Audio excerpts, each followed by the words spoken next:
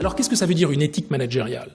Comme une éthique militaire, comme une éthique médicale, ça signifie au fond une façon d'organiser la vie commune parmi des personnes dont l'éthique individuelle diffère. On appelle ça le contrat moral de l'entreprise.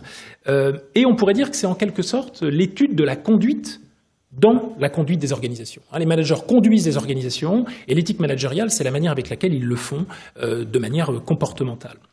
Alors qu'est-ce que ça veut dire ? Pourquoi parler d'éthique managériale ?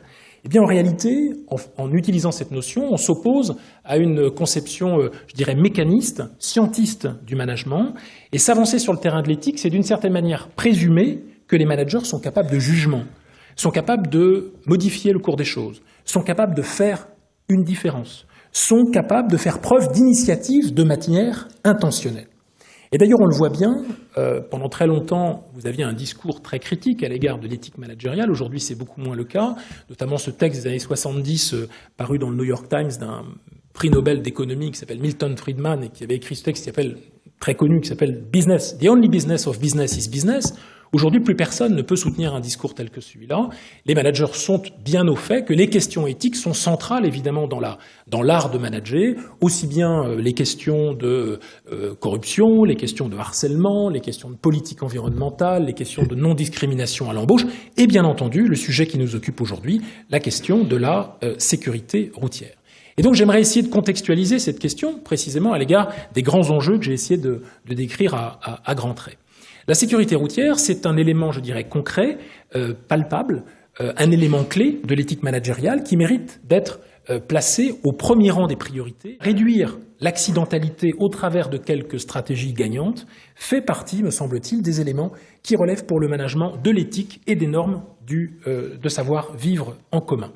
Alors, troisième et dernier volet de mon intervention, ça va consister à essayer d'imbriquer et de montrer en fait la relation entre sécurité routière et bien-être des salariés au travail, sur 3 points.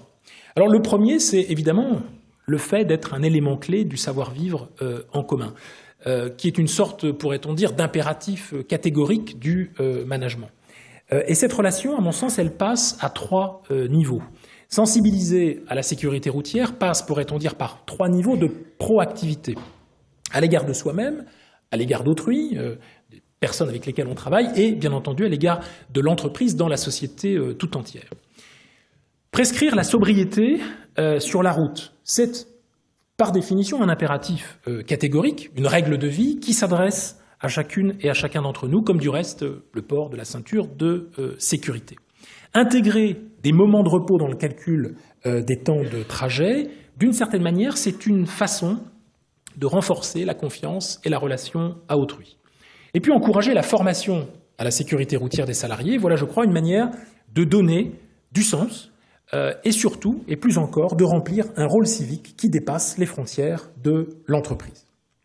Et puis la sécurité routière, c'est aussi un point central de la préservation du bien commun. Et c'est au fond, comme l'a précisé Jean Todt à l'instant, un volet majeur de la responsabilité sociale des entreprises. En guise de fin, je dirais qu'est-ce qu'un manager ? Alors on pourrait évidemment en discuter plus longtemps. Qu'est-ce qu'un manager leader aujourd'hui ? Je donnerai 3 idées comme ça à méditer pour cette journée de travail qui vous attend.